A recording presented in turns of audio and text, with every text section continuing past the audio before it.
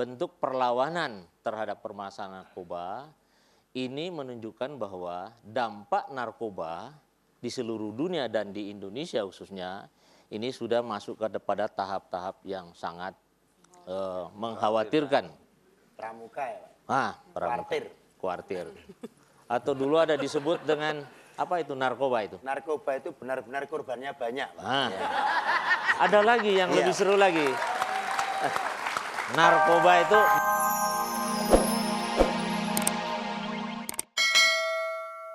Oke, nah ngomong-ngomong soal pelipur lara, kalau namanya keli orang Jawa tuh udah biasa kalian namanya keli. Teman saya juga dipanggilnya keli. Tapi kalau pelipur lara itu siapa yang ngasih? Itu diambil dari nama-nama anggota tubuh. Apa tuh? Karena banyak orang eksis itu menggunakan nama-nama anggota tubuh. Seperti misalnya Ermi kulit. Anggota tubuhnya kan kulit. Eksis kan gitu nah. Iga Mawarni, nama anggota tubuhnya Iga. Terus kalau pelipur lara? Itu ya nama anggota tubuh yang tidak bisa diartikan dalam bahasa biologi.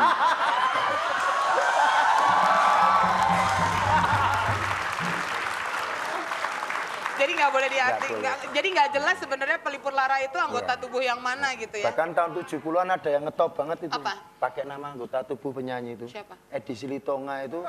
Kenapa? Iya. Ih, jorok ya. Iya, itu kan memang ada konsepnya itu menjadi eksis gitu. Kalau menurut Mas Keli, Ari Lasso? Ya. Kalau Ari Lasso ini menggunakan nama-nama tali. Lasso itu kan. Ada hubungannya koboi-koboyan ya? Koboi-koboinan. Oke. Nah, kalau kita lihat salah satu ciri khas diminum, dari... diminum Mas, diminum. Iya. yang tuan rumah aku! Ya, dari tadi nunggu ya. Iya, kita minum aja deh. Wah, itu minum gue! Loh, minum Anda yang ini toh? Anjing kali gua. Ini kalau dilihat...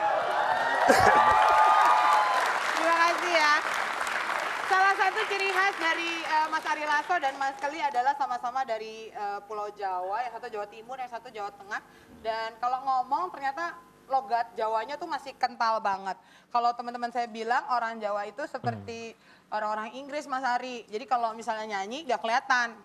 Tapi begitu ngomong kalau orang-orang Irlandia atau orang Inggris kan langsung ketahuan dari mana gitu ya. Gitu loh. Tapi emang bahasa Jawanya masih... Ya, Jawanya sama cuma beda grup band. Ini kan emang Ari Lasso and the band. Kalau ini? Saya dari grup band Margarin. Tapi ini dipertahankan terus ya Mas?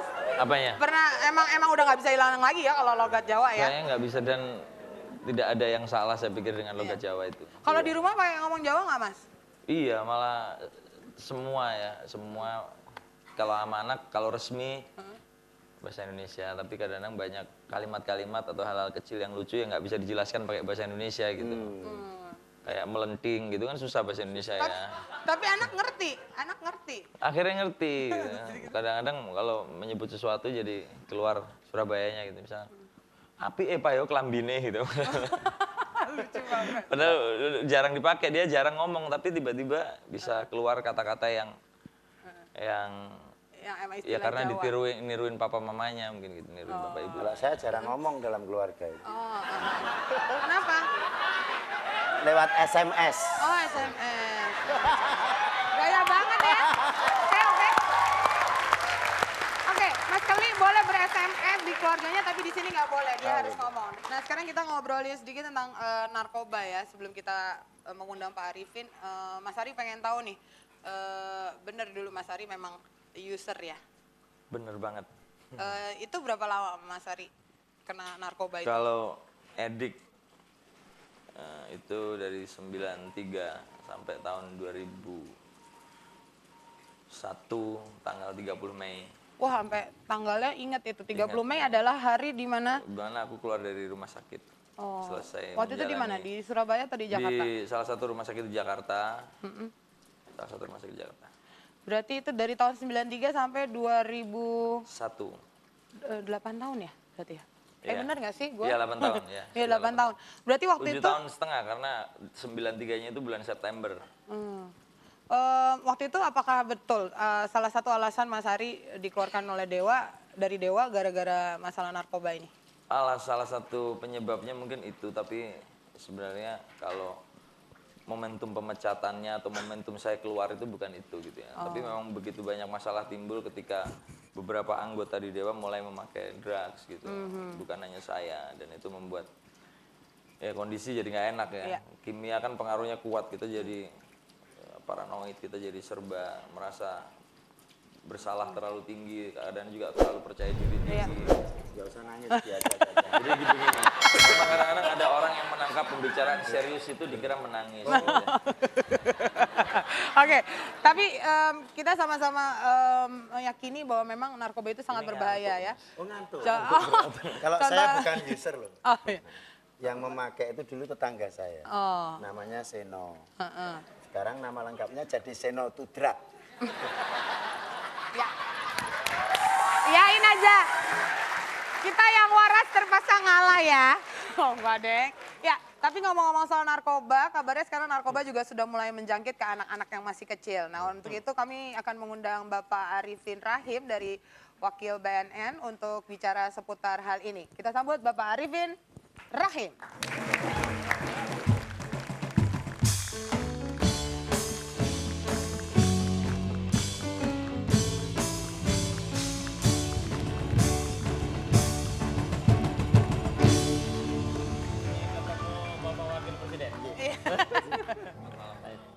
Ya, silakan Pak Arifin. Monggo. Pak ini gaul sekali Pak.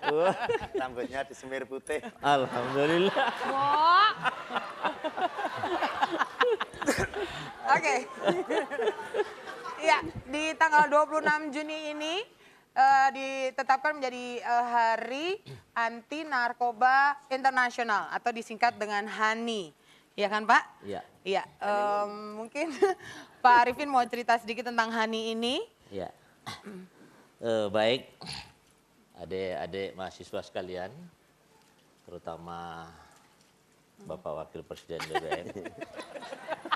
Jangan disebut Pak, itu TV lain. Supaya lebih seru lagi kan? Iya, iya benar Pak. Kemudian Bung Ari.